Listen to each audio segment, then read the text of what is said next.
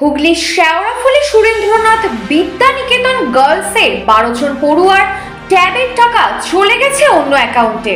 প্রধান শিক্ষিকা জানান, থানায় অভিযোগ দায়ের করা হয়েছে। তারা জানতে পেরেছে যাদের টাকা অন্য অ্যাকাউন্টে চলে গিয়েছিল তাদের মধ্যে 3 জন টাকা আবার পেয়ে গিয়েছে। স্কুল পরিচালন সমিতির সভাপতি সুজিত কুমার মিত্র বলেন, কি করে অন্য অ্যাকাউন্টে চলে গেল তাদের জানা নেই। সরকার সিট গঠন করেছে, তদন্ত চলছে। আমরা যেখানে যেখানে জানানো সমস্ত জায়গাতেই জানিয়েছি ব্যাপারগুলো।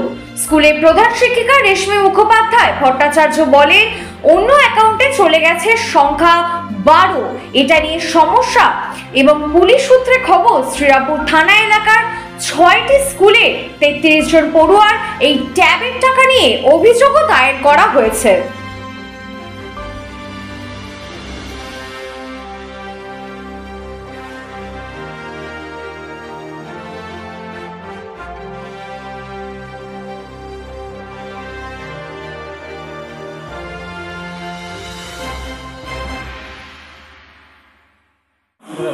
আপনাদের স্কুলে কজনের ট্যাবের টাকা পায়নি বা অন্য অ্যাকাউন্টে চলে গেছে?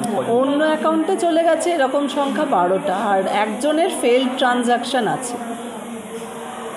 মোট 12 জন, মানে 12 + 1, তো অন্য অ্যাকাউন্টে গেছে 12 জনের। আর একজনের ব্যাংকের নিজের প্রবলেম ছিল আর কি, ও মনে হয় ডরমেন্ট ছিল অ্যাকাউন্টটা। ওরটা তো ওইগুলো নিয়ে সমস্যা হচ্ছে না, সমস্যা তো হচ্ছে এই ফেলড ট্রানজ্যাকশান, এই মানে যেগুলো রং অ্যাকাউন্ট আর কি। কোথায় কোথায় অভিযোগ বা কোথায় কোথায় জানিয়েছিলেন? হ্যাঁ, আমরা প্রথমে অভিযোগ জানিয়েছি, প্রথমে আমরা এডিআই অফিসে জানিয়েছিলাম, তারপর আমাদের ডিআই অফিস এগুলো থেকে বলা ছিল এফআইআর করতে। আমরা শ্রীরামপুর থানায় এফআইআর করতে গেছিলাম। ওনারা আমাদের ওই প্রথমে এফআইআর বলেছিলেন হবে, তারপর বললেন জিডি করে অন্য স্কুলগুলোর সাথে ট্যাগ করে দেবেন। তো ওই রিষড়া বিদ্যাপীঠ স্কুলের এফআইআরের সাথে আমাদের স্কুলের এফআইআরটা ট্যাগ করেছিলেন।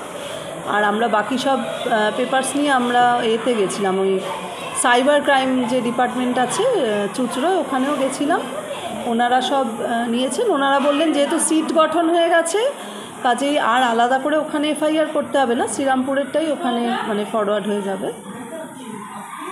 তারপর আমরা আবার ডিআই অফিসে বাকি সব পেপারস দিয়ে জমা দিয়ে দিয়েছি। টাকা ঢুকেও গেছে, কয়েকজন মেয়ে রিপোর্ট করেছে, কাল রাতেই বলছে যে টাকা ঢুকে গেছে। 3 জন মানে গ্রুপে জানিয়েছে। এবার আমি ওদের থেকে জানতে চেয়েছি, বাকিরা হয়তো অ্যাকাউন্ট চেক করেনি, করলে হয়তো দেখবে। আপনার নামটা কি? আমার নাম রেশমি মুখোপাধ্যায় ভট্টাচার্য। বলছি যে আপনাদের যে স্কুল রয়েছে সেখানে মোট যেটা জানা যাচ্ছে 11 জনের উপরে টাকা অন্য অ্যাকাউন্টে চলে গেছে। হ্যাঁ, এটা ঠিকই। 11 জনের টাকা অন্য অ্যাকাউন্টে চলে গেছে, আর একজনের টাকা তার ব্যাঙ্ক অ্যাকাউন্টের প্রবলেম থাকার জন্য সেটাকে আমরা ডিআইকে জানিয়েছিলাম, ওর টাকাটাও ঢুকে গেছে। এই সমস্যার জন্য কোথায় কোথায় আপনারা অভিযোগ করেছিলেন? সমস্যাটা আমরা একটা জেনারেল ডায়েরি করেছিলাম, আর আমরা সাইবার ক্রাইম ডিপার্টমেন্টেও জানিয়েছি, ডিআইকেও জানিয়ে দিয়েছি।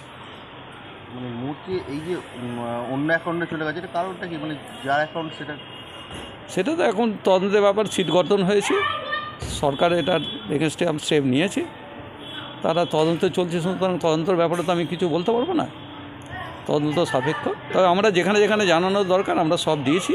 অটোমেটিক্যালি আপনার পশ্চিমবঙ্গ সরকার অলরেডি সেই অ্যাকাউন্টগুলোতে আবার নতুন করে টাকা পাঠাতে শুরু করে দিয়েছে, এবং যেটা আমার কাছে এখনও খবর আছে, মেয়েরা অলরেডি 3 জন পেয়ে গেছে টাকা। আমার নামটা? আমার নাম সুজিত কুমার মিত্র, সভাপতি সুরেন্দ্রনাথ বিদ্যানিকেতন ফর গার্লস।